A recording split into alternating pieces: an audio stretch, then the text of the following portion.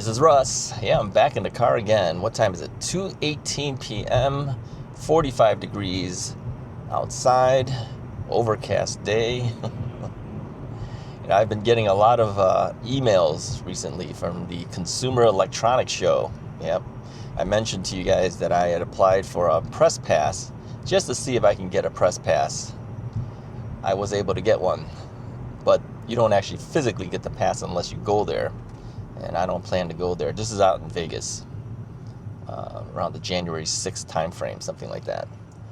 So what's happening is a lot of the companies that are exhibiting at the show are sending out emails to the press asking them to please come and visit their booth or whatever room they have, whatever they're set up as. And they're trying to entice you to review some of the new products they have, because they know that if the press do that, they get, a lot of free publicity that way, right? So it's worth it for them to send emails out, try to get your attention. And this is really what I wanted to see. I wanted to see what kind of companies are out there, what kind of things are they touting now. Back in the day when I was in the stereo industry, where I was working for 8 years with my father's stereo store, we would go there specifically for the audio things, right? Well, CES has changed quite a bit. There's a lot of other things that are electronic related. So today I find mostly the emails coming in are all talking about AI. Yeah, check out our AI product that does this, and check out our AI this and the AI that. One thing or other, they've got the word AI in there, artificial intelligence. Yeah, it's definitely going to be taking over the world. I mean, AI is actually kind of cool. It has a lot of things that it can do that you would never have thought would be possible to do. It can do. But the scary part, where we're hearing people saying that AI is going to take over jobs, I can see that happening. Yeah, it's going to eliminate jobs, because if it can automatically do things that a human can do, why do you need to pay the human guy? Yeah, it's gonna really affect us. So, have I seen any e-bike things? Yeah, I've seen e-bike companies asking me to come visit them. The thing is that when they get this information about the press, I don't think 100% it tells them what you cover. I mean, when you apply for the application, you kind of have to tell them what type of things do you typically do as an influencer. And I put down e-bikes, but it's not just e-bike stuff coming in. It's a lot of other products as well. And of course, we don't cover those things. So even if had I gone, I would not have gone to these places. Now, they try to entice you with a lot of things. Come have breakfast with us. We're offering this and that. Come get a free this and that. I remember when I went to the CES show way back in the day. We're talking, when was our store open? Late 70s, early 80s, okay? Being stereo dealers, they want you to come because they know that you're going to place orders at the show. Yeah, and we typically did. You go visit something like Techniques, right? Part of Panasonic. Yeah, they expect a big order. Or Luxman, or whatever brand we were there for, they expect an order. I actually went out to Hawaii. I went to Maui, compliments of Luxman. Yeah, at that time, Luxman was a division of Alpine car stereos. Remember Alpine car stereos? Put a comment if you know or have heard of Alpine car stereos. Well, Luxman was their home audio division when Alpine Luxman was around. Luxman is a company in their own, but I don't know, somehow they got bought out by Alpine or something. I don't know, somehow they were connected. They are no longer connected. I don't even know if Alpine's even still in business anymore. But Luxman is still in business. They make high-end audio equipment. We were Luxman dealers. And so when I went to Hawaii, they were expecting a big order, and I said, hey, I can't order anything. I said, my dad usually places the order. But they also knew that I had a lot of influence on what was going to be purchased for the store, because I'm the guy who's selling it, right? My dad's really just the guy who put up the money. My brother went to Phoenix, Arizona for Alpine Luxman. I went to Hawaii. So anyways, they expect a big order. You give them an order, and they told me, he says, if you want to change the order, you can change the order, but I have to get some type of order out of you. Otherwise, it's not going to look good, because they just paid for your trip to come out to Hawaii. So I gave them an order, and then we modified that order when I got back home. But at the CES show, they kind of expect you to place some orders too for certain brands.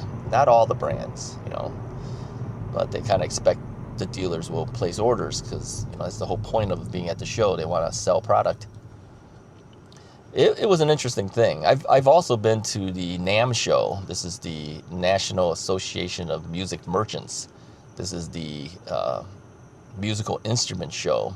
Yeah, we went there because we used our business cards from our cereal store to get in. We didn't sell musical instruments, but they don't know that. And that's an interesting show too, because you get to see all the new musical instruments that are coming out, all the new guitars and keyboards and drums and all that stuff. Yeah, that happens once a year too. I believe that's I think it's in Anaheim, California, something like that. Yeah, I can't remember when the NAMM show is. But CES is Vegas. It used to be Chicago and Vegas. And of course, we went to the Chicago show because it's in our neighborhood. It was at McCormick Place for the exhibition. It is a big show. And the high-end audio stuff, which we were a part of, was shown in at that time, called the Pick Congress Hotel. I think it's now just called the Congress Hotel. So they would have sound rooms in there. So we had to go to two places. We had to go to the general show in the big exhibition hall, and then we had to transport ourselves to the downtown area, to the Congress Hotel, to go through the sound rooms of all the high-end audio gear. Yeah, it was interesting. And the funny part is my brother and I, we were not, we're not of the age that some of these other guys are that's buying equipment, but we're essentially the store. My brother and me were the guys who sold the equipment. My dad just kind of financed everything.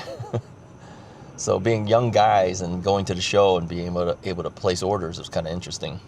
Yeah. Now here's some interesting facts for you too. Some of the companies, that we were interested in. I'm now talking audio equipment now. Some of the companies we were interested in trying to get, we'd visit their booth and they'd talk to us, and then some of them ask you outright, how many pieces of this and this do you think you can sell, or what do you think your order will be? They're more interested in how much stuff they can sell than you as a dealer.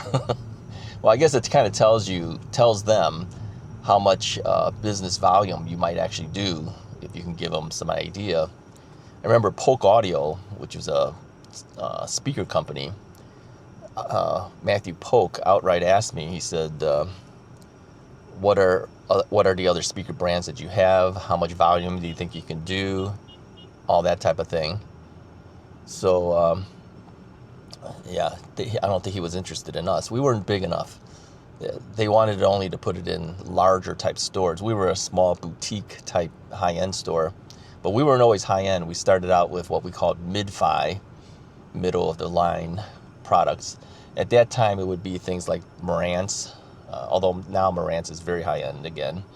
But Marantz products, Techniques, what other things that we had? Hitachi, some just basic brands. And then eventually we started getting more high-end product. I think when we started the company, we didn't know a whole lot about it. We just knew that we liked stereo equipment. We didn't know anything about the industry. And so we were flying blind, really. But we did do pretty well in the time that we were open, to the point where some of the high-end companies were really coming after us, trying to get us to carry their products. So I remember Audio Research, which is a very high-end brand. I believe Audio Research, are they still around? I think they're still around, yeah. They wanted us to carry their products, and so the rep brought a number of their products for us to see, but the buy-in was so high, you'd have to spend so much money just to have samples to show. I mean, even if you didn't have any product in stock, you have to show the product, right? You got to buy those. So it was so expensive. We just, as much as I would have loved to have it, I just said, I don't think we can do it. It's just too costly. We can buy a lot of other products and move a lot of other products faster than we could the Audio Research product. So we didn't do it, although we did have a number of other high-end type products. I remember going to the CES show looking for high-end turntables to sell, because at that time the Lynn Sondek LP12 was the turntable to have, and a company called Victor Stereo in the Chicago area had the Lynn. They were a competition to us, and we didn't have anything, so we didn't know what we were going to do to compete against it. And then I saw the Sota turntable, S-O-T-A, Sota. They're still around, yeah. And I said, I think this is the product that's going to be the one to overtake the Lynn LP12. And so we went to visit Sota, and they turned us down, and I towed the guy off. Oh, I can't get through again. I'm stuck here. I told the guy off. I says, that doesn't sound like you guys really want to sell the product at all. He says, we need a table. I think we can do a good job, but if you're not interested, then okay. And then we just left. And as we're walking out the door, my brother and me, we're walking down the hallway, the marketing guy, one of the owners, called us back. Says, hey, you guys, come back here. And we went back, and he says, you guys are our next Sota turntables dealers. I go, you just told me that you weren't interested in us. He goes, yeah, well, I wanted to see if you were really serious about the product, and if you had what it takes to be able to be one of our dealers, and you do. So we want you. How do you like that? You tell a guy off, and then the guy calls you back. How do you like that? I told him, I says, if I didn't think we could do something with this table, I wouldn't bother and waste our time and money, to bring it in. But I kind of feel that this is going to be the table to beat. Sure enough, it became a very hot item for us. Yeah, I kind of wish I kept my Sota Sapphire turntable. When we closed our store, we sold everything. The table at that time was pretty expensive. Even today, if you look up Sota's website, you'll see how expensive the product is. They have more of a fuller turntable line, but at that time they only had two turntables. One called the Sapphire and one called the Star Sapphire. Star Sapphire had a vacuum pump, sucked the record down onto the platter, and you're talking a really heavy platter. So it made the table more immune to all the vibrations that can happen from all the sound that's bouncing and shaking things. One of the things we used to do on that turntable is we would literally hit the turntable hard while the record was playing. You couldn't hear the stuff go through, and it didn't skip the record. And people were always amazed. I said, that's because of the isolation is so good on this turntable. It was one of the things we did to show it off, besides play it, And the turntable, of course, did not come with a tone arm. You had to buy a tone arm and a cartridge. So that added to it. I think the least expensive option of the table at that time was about $1,200, which is a lot more now. But back late 70s, about $1,200. Tone arm we sold was like Premier MMT. I think that was like $225. But you can put other things. We had Alphason tone arms on there. We've had Grace tone arms on there. We've had Subico tone arms on there, like $1,200 tone arms. Cartridges anywhere from $200 on up to $400 or $500 easily. So you're talking a very expensive product. And we sold a number of them. Had to set it up, and we had a thing called the Ortofon TC3000 test computer. help set up turntables with, and the cartridges. It actually measure a lot of critical things. So I remember reading, I think it was actually a review, or somebody wrote into like the Absolute Sound or one of the high-end stereo magazines, saying that he had bought the table from us, and that the guy set it up so well, he was amazed at how good it was. That was me, actually, by the way. I did all the setups, and he was telling whatever in his review of it that this is just a consumer I'm not talking about a reviewer, but he wrote into the magazine. They printed it. He says he went to one store and they were really kind of snotty about it, and then he went to ours, and he says the guy set it up so well and everything, and says obviously he was able to do what the other guy said that only certain people knew how to do. Well, hey, I set up a number of those turntables. I know what I was talking about, because I had to do the setup even for our own tables, right? So, and we had the computer. The other guys don't have the computer. That computer cost us like $3,000. Anyways, that's all I have for you guys for today. If you like the video, go ahead and hit the like button. Hit the subscribe button if you haven't already done so. More goodies to talk about in the future.